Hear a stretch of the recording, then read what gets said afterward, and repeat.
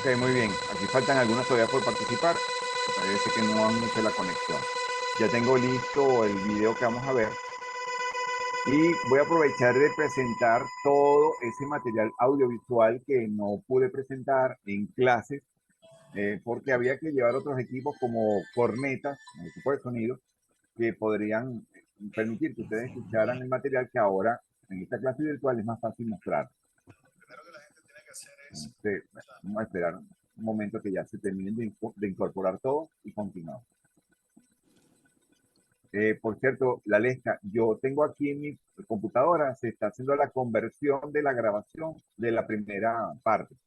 Una vez que esté listo, yo lo puedo llevar al canal YouTube y les envío entonces el link para que puedan ver toda la clase de hoy en una secuencia. Pues, esta la vamos a llamar número 1 de la clase de hoy y así yo te las terminaría de enviar ya como link de una vez desde internet sin necesidad de que tengan que descargarlo porque vi que es pesada la cantidad de megas que guarda una grabación.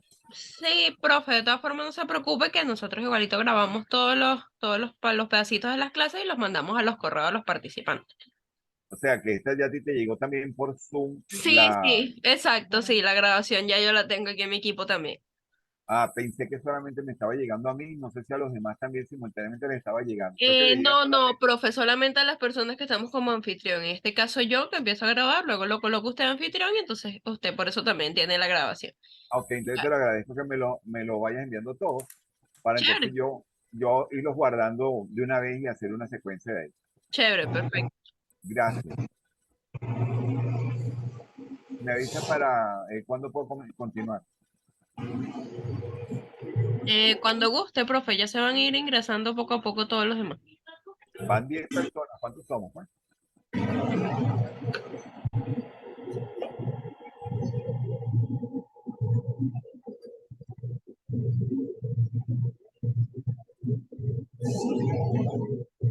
Ya está prácticamente casi la mitad de los participantes ingresados. Ok, entonces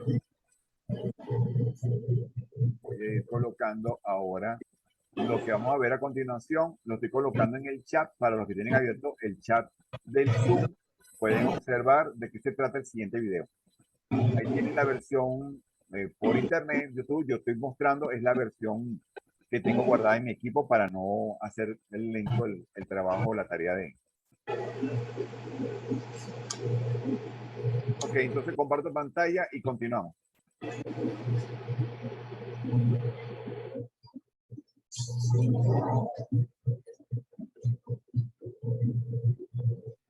Voy a mantener abierto el chat por si acaso alguien quiere aprovechar de hacer algún tipo de comentario.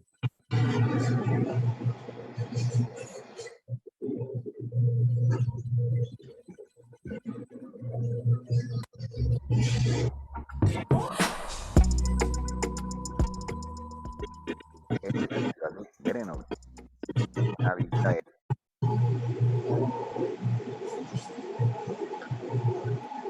Hay unos micrófonos abiertos. Sigue siendo el de Zaida que se encuentra abierto. Cerrarse. incendio que hubo en 1700.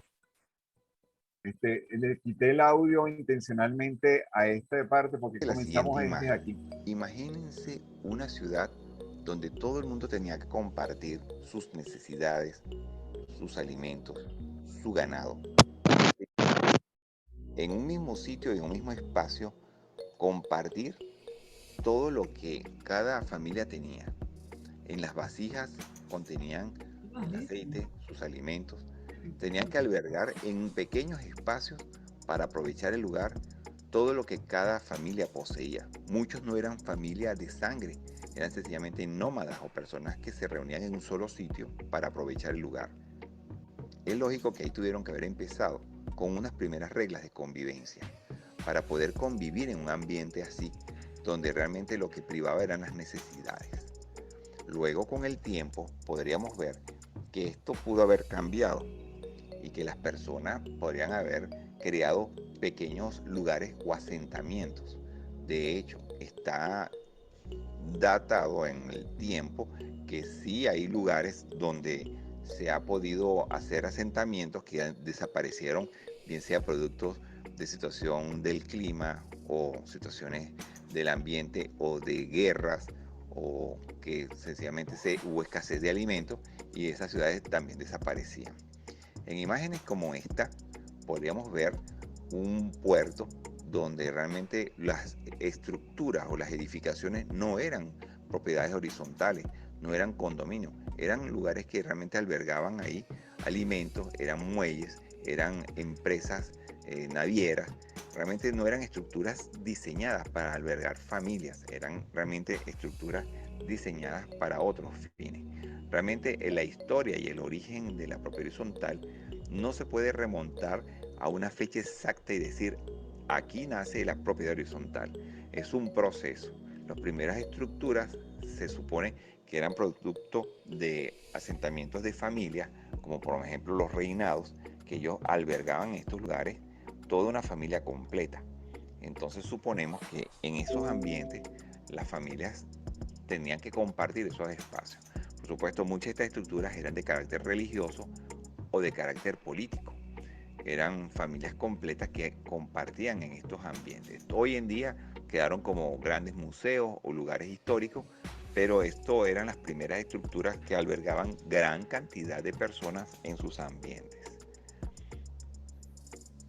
Sabemos que ha existido clases sociales y estos lugares por lo general se construían acorde con las clases sociales, desde un castillo donde estaba un rey y toda su clase noble, hasta diferentes lugares para albergar otro tipo de personas con otros niveles de rango en esa sociedad.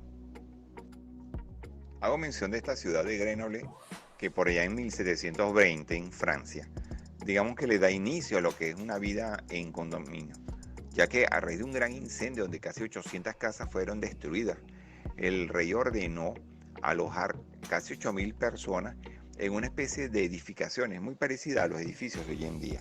De hecho, cuando vemos las imágenes que cómo eran esa estructura, eran más o menos de unos 3-4 pisos. Y ahí albergaron tantas familias. De hecho, a los primeros movimientos revolucionarios de Francia surge en una ciudad como esta, que es la que da como inicio a los primeros movimientos en contra de las políticas del rey de ese entonces. Es decir, que vivir bajo un sistema como este, donde se compartían las mismas necesidades, los mismos problemas, podía generar mucha unión, mucha convivencia, al punto de unirse inclusive contra un sistema. Una de las preguntas que yo acostumbro a hacer en nuestro material de evaluación es cómo se llama este sistema donde hay cuadrículas en las calles, donde están todas perfectamente alineadas para conducir hacia el centro de una ciudad. ¿Quién fue el padre de este tipo de estructura? Y en ese tipo de preguntas no todo el mundo, ni siquiera los urbanistas, acostumbran mencionar quién es el padre de este tipo de edificación. Este es parte de la evaluación. No todas las estructuras ya en Roma eran de carácter habitacional. De hecho, la mayoría eran estructuras de carácter político, religioso, de carácter sanitario, pero no era para hacerlo como de aspecto para convivir, como en materia de propiedad horizontal. Igual pasaba en Grecia, muchas de sus estructuras demuestran que fueron creadas como para fortificar una ciudad, como para demostrar la grandeza de su emperador o de sus dioses, pero no eran para albergar una sociedad de una forma de convivir con ella.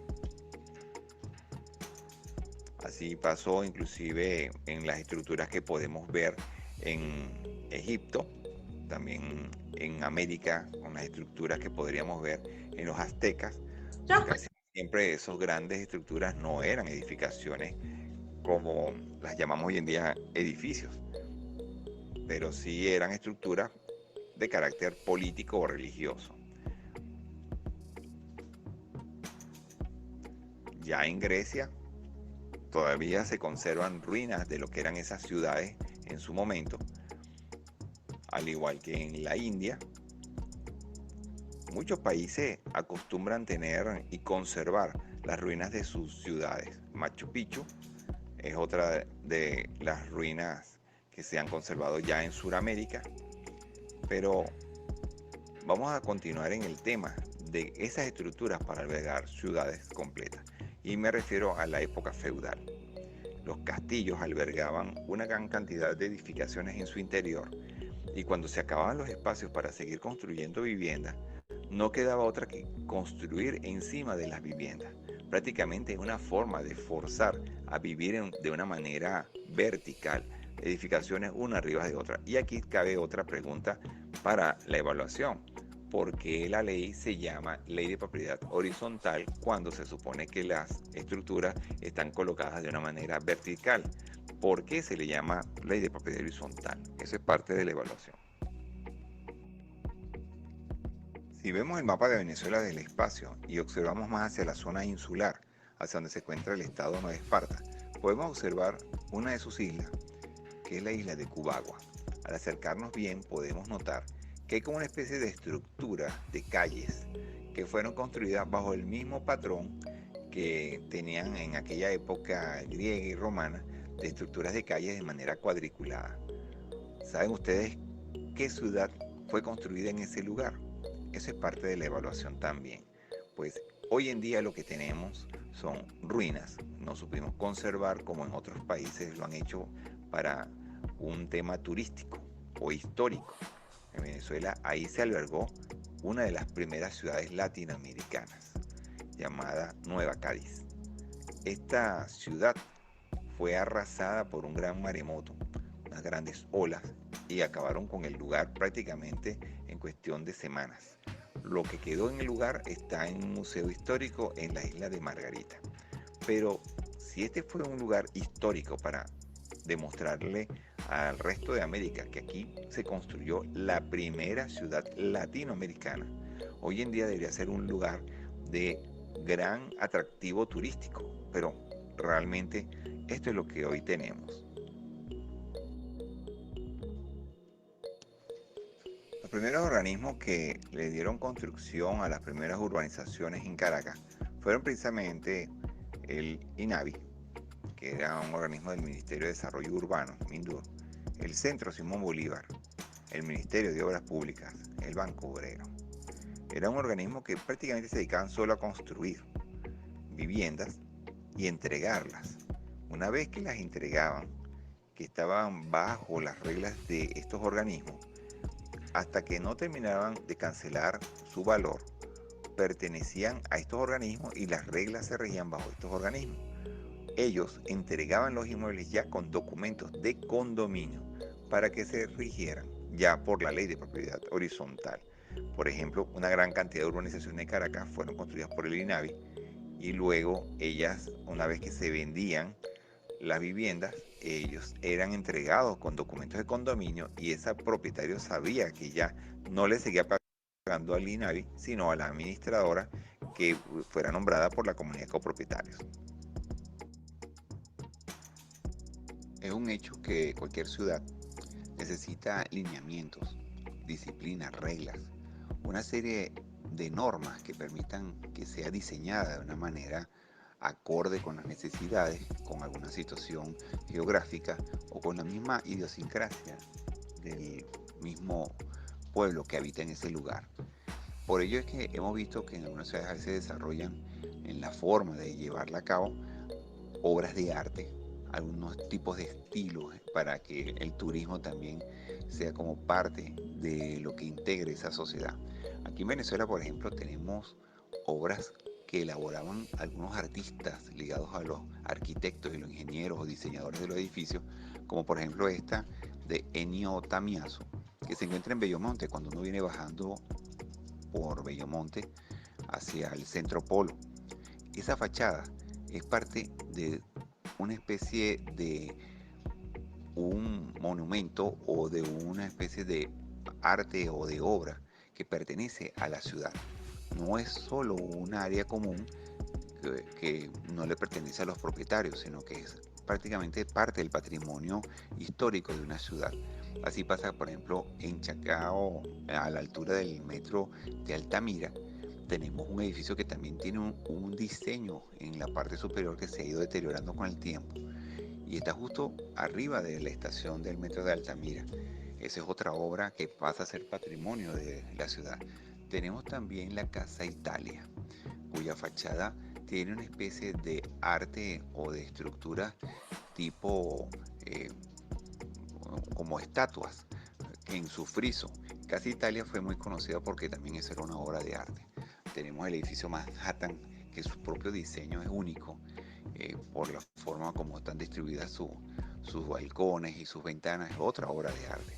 Muchos de estos edificios, en la Candelaria tenemos uno que pasó a ser un organismo público, pero la estructura como era diseñado por fuera e inclusive internamente son verdaderas obras de arte.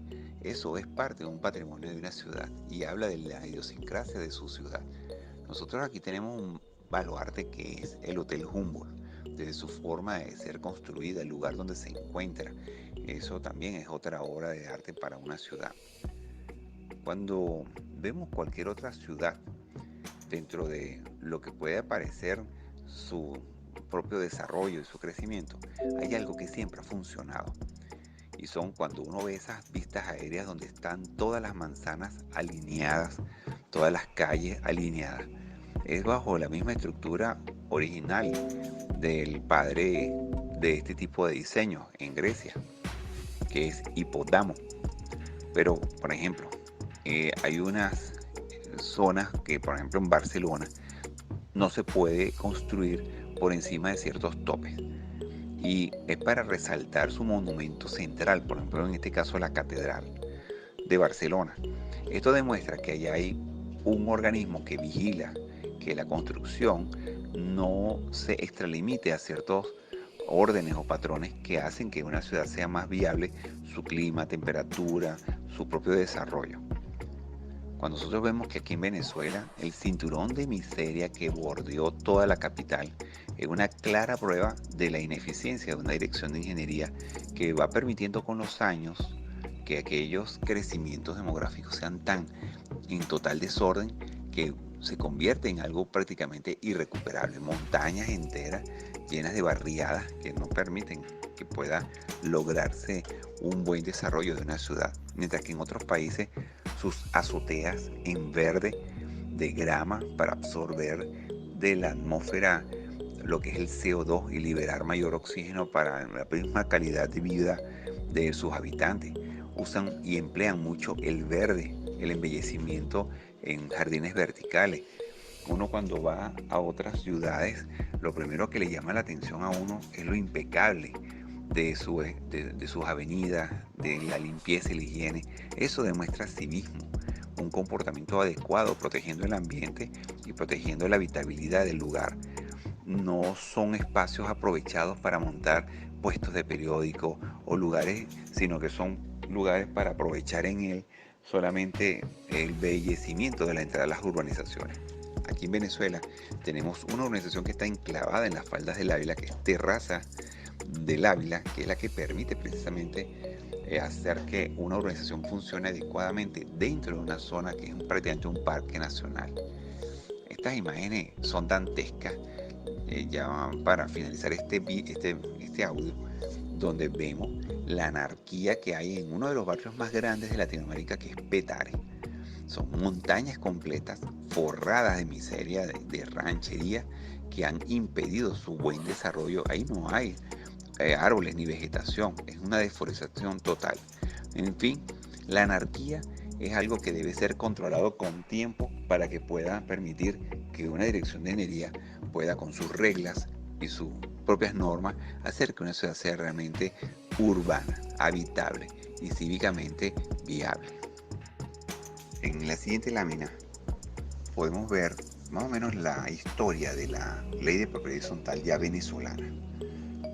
Prácticamente nace en 1957, el 10 de junio, cuando no protegía a los adquirientes. Las ventas se realizaban cuando pagaban toda la cuota. Mientras ejecutaban ventas o hipotecas, eran frecuentes los fraudes. Eso hace que, para controlar esto, pueda el Estado poner un ente regulador. Y era frecuente que a veces el comprador se encontrará que había una deuda de condominio, una deuda que venía arrastrando y él no la sabía sino después que compraba. Entonces exigían a partir de esa fecha que los registros a su vez exigieran una solvencia de condominio, de una manera de que la persona estuviera solvente con una deuda que visiblemente no lo iba a saber en el momento de las compras y ventas de los inmuebles. Ya en el año 58 se le cambió la denominación. Acuérdense que originalmente los condominios se llamaban juntas de propietarios. Luego ahí sí pasan a llamarse juntas de condominio. Esta ley, que se le llama en el año 58 ley horizontal, ella restituye esa confianza que se había perdido con las ventas de inmuebles que arrastraban deudas de condominio y no se sabía. Actualmente es posible que eso también esté ocurriendo, porque ya la exigencia de solvencia de condominio no se sigue pidiendo. Hay épocas en que sí se pide, se exige, hay otras épocas en que el registrador no la exige. Entonces esto es un tema bien delicado, importante para el profesional inmobiliario, que sepan que es recomendable que los adquirientes verifiquen el estatus de ese tipo de obligación del propietario antes de comprometerse en una compra de un apartamento. Verificar cómo está de solvente ese inmueble, porque a veces la deuda de condominio puede ser tan alta como para afectar en sí la venta que se está tramitando. En el año 78 se reforma esta ley, se conservaron esas prohibiciones y eso hace que en esa época prosperen los inquilinos porque había mayores requisitos y reglas de administración. Ya en el año 79, por decreto 3140, nace el primer y único reglamento que tiene la actual ley de propiedad horizontal, que de paso lo que tiene es un solo artículo y está regido, está dirigido exclusivamente al tema de que no se puede construir un edificio sin puestos de estacionamiento para los propietarios. Acuérdense que cuando empezó a crecer el parque automotor, nos encontramos con edificios que tenían menos puestos de estacionamiento que la cantidad de apartamentos. Eso era una época de antes donde no era obligatorio para el constructor construirles puestos de estacionamiento. Entonces hoy en día sí es obligatorio dentro de la permisología que le dan a los constructores de que si va a construir este tipo de inmueble tenga que asignársele por lo menos un par de puestos de estacionamiento a cada uno de los apartamentos. Ya la actual ley, la que está vigente hasta el día de hoy, de fecha 4 de agosto de 1983, ella solamente fue reformada por el tema de la cédula de habitabilidad o el permiso de habitabilidad que en ese momento se exigía al constructor para que él pudiera registrar el documento de condominio. En fin, la actual ley de propiedad horizontal ya está vigente desde el 4 de agosto de 1983 y no es precisamente la fecha en que se celebra el Día del Condominio, ya que ese es un término que está ligado precisamente a la propiedad horizontal. No es esa la fecha que se tomaría como una base, fue un criterio personal de algún personero que hace un poco de publicidad con sus actividades, pero realmente la fecha a tomar es el natalicio precisamente de Manuel Antonio Carreño, que es el 17 de junio de 1812. Los 17 de junio de 1812 es precisamente una fecha que se conmemora a nivel mundial por tratarse de que Carreño no es solamente en Venezuela venerado por su conocimiento, es realmente el padre del urbanismo para la convivencia entre los mismos miembros de una sociedad. Por lo tanto, por ser venezolano, por ser esa fecha de su nacimiento, es el día ideal para designarlo como el día del condominio. 17 de junio de 1812 como fecha del natalicio de Manuel Antonio Carreño.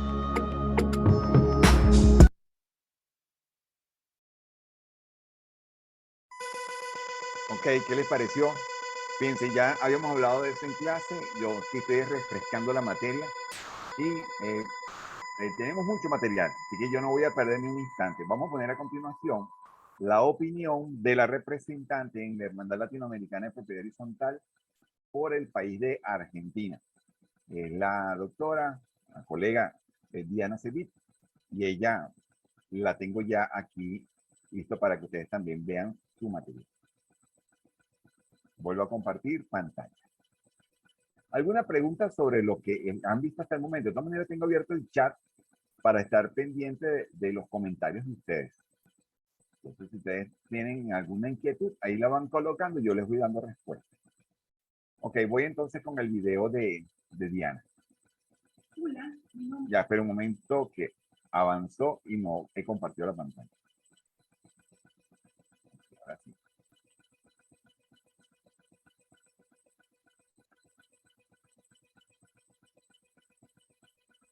Hola, mi nombre es Diana Sevitz, soy abogada, especialista en propiedad horizontal, neuropsicoeducadora, mediadora y próxima a ser coach. Soy de Argentina, especializada en la temática de la propiedad horizontal hace más de 33 años. Tenemos que pensar y saber que la Argentina tiene una ley muy particular. El consorcio, como así lo llamamos nosotros, es una persona jurídica independiente de los propietarios o como ustedes llaman condóminos. Lo que ustedes hablan de la Junta en la Argentina, la legislación argentina, nosotros llamamos Consejo de Propietarios, no decide, es solamente un órgano consultivo con algunas potestades. El tema de la sanción dentro de los consorcios o las sanciones a los propietarios por incumplimiento de reglamento está exclusivamente establecido por la ley, no lo tenemos incluido dentro de la normativa, ¿sí? Nosotros, para que un administrador pueda hacer su trabajo, en algunas ciudades, como la que vivo yo, en la ciudad de Buenos Aires, necesita estar registrado. En el resto del país, son 20 y pico de provincias, no es necesario. Con tener algún estudio, una capacitación, alcanza como para poder administrar. No tenemos colegio de administradores, ¿sí? Con referencia a todo lo que pasó con la pandemia, que todavía la estamos transitando, con referencia a esto tenemos que 5 años se adelantó todo lo que veníamos diciendo años atrás respecto a que los administradores y los consorcios tenían que subirse a la tecnología. Hubo una discusión al principio de la pandemia sobre el tema de las asambleas virtuales. Hoy son aceptadas y tenemos protocolos para ambas, presenciales y virtuales. Tenemos muchas cosas en común, ¿sí? Especialmente porque los que vivimos en la propiedad horizontal somos nosotros, pero sí también hay muchas diferencias, como lo que les digo, en el tema de la personería jurídica. Entonces, resumiendo, es muy importante que tengamos lazos con otros países, ¿sí? Con toda Latinoamérica para mejorar lo que es vivir en propiedad horizontal. Mis redes, si ustedes quieren encontrarme, tengo Facebook, que es Consorcios Hoy.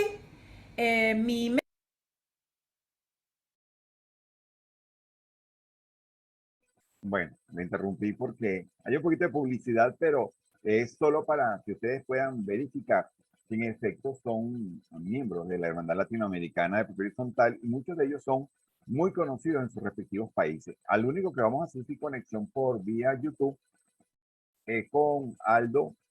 El apellido es bastante complicado. El que representa a Brasil, puesto que él no habla en español, pero YouTube permite la traducción simultánea. Yo voy a ir leyendo una inquietud que está aquí narrada y les pido las preguntas, deben ser muy concretas, muy concisas, puntuales al punto que estamos aquí conversando. Entonces ya voy a ponerme a leer esto para, mientras vamos a mostrarles el siguiente video. No en la misma secuencia lo de los que yo emití, porque ahorita vamos a ver algo distinto. Bien. El video que voy a compartir a continuación tiene que ver con un material que un amigo personal, que es el arquitecto Ricardo Rodríguez Boades, él de esto hace su propio publicidad, pero para nosotros es de mucha puntualidad porque habla del Banco Obrero, que es precisamente aquella institución que empezó a crear los primeros condominios, las primeras construcciones. Así que voy a compartir pantalla nada más para que veamos esa entrega que él coloca en las redes para, es muy diverso, pero este en particular, cuando yo lo entrevistaba en mi programa, él lo hizo con toda la intención de que ustedes, los alumnos en materia de condominio, pudieran verlo. Vuelvo a compartir la pantalla para que ustedes puedan ver de quién se trata.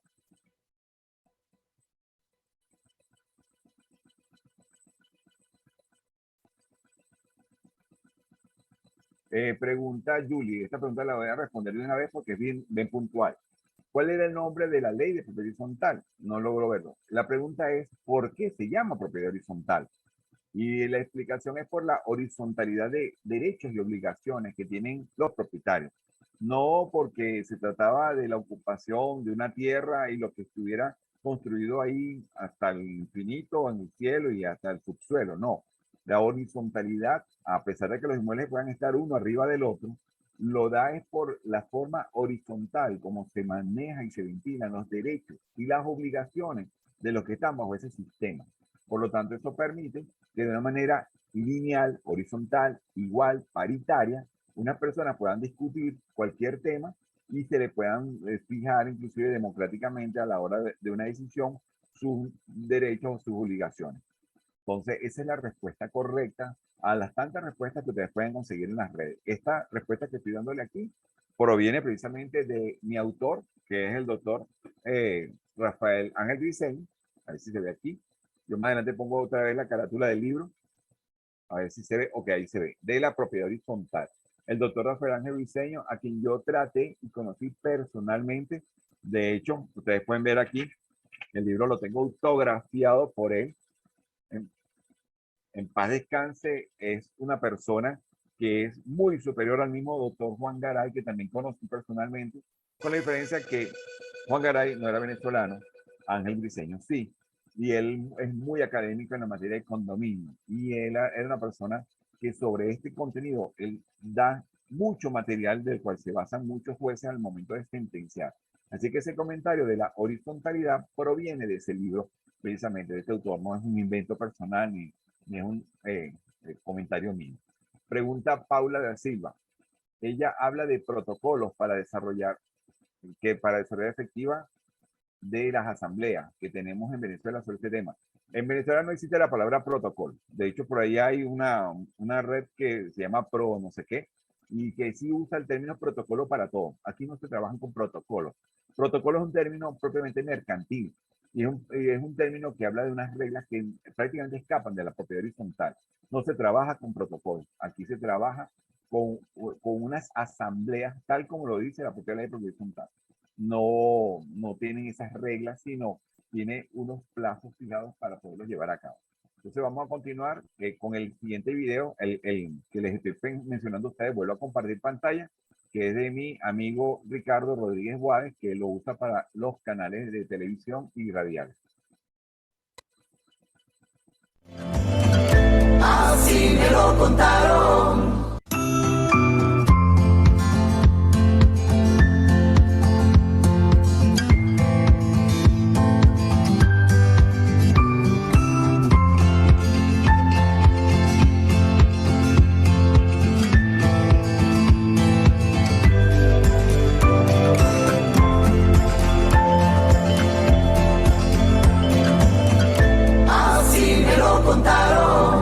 El Banco Obrero fue fundado durante el gobierno del general Juan Vicente Gómez, un 30 de junio de 1928, y su objetivo era para facilitar a los obreros de escasos recursos la adquisición de casas de habitación baratas e higiénicas. El primer desarrollo lo ejecuta en 1928 en la urbanización San Agustín del Sur, que era una inversión privada con Luis Roche, Juan Bernardo Arizmendi, creando el concepto de una ciudad dentro de otra ciudad, con la vereda, la vivienda unifamiliar continua, y bueno, luego siguieron Katia, Bellavista, Lídice, Propatria y El Silencio.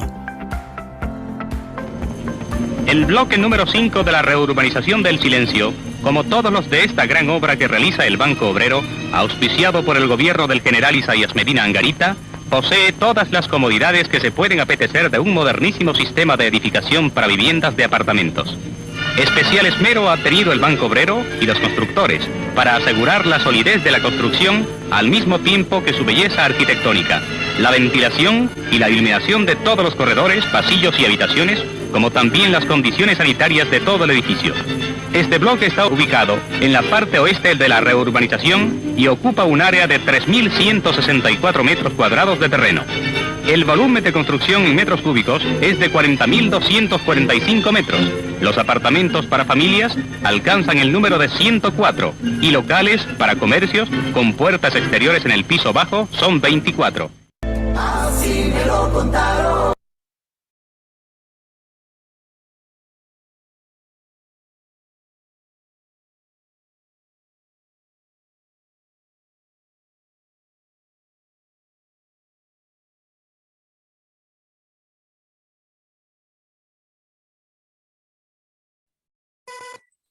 Me di cuenta que no había, estaba hablando sin el audio, disculpen. Ok, ya todos me ven y me oyen. Ok, disculpen porque no había activado esto. Aprovecho de responder en los minutos que quedan solo 3 minutos en esta segunda pausa que vamos a tener, igual de unos 5 o 10 minutos para que ustedes puedan tomarse un descanso y continuaríamos.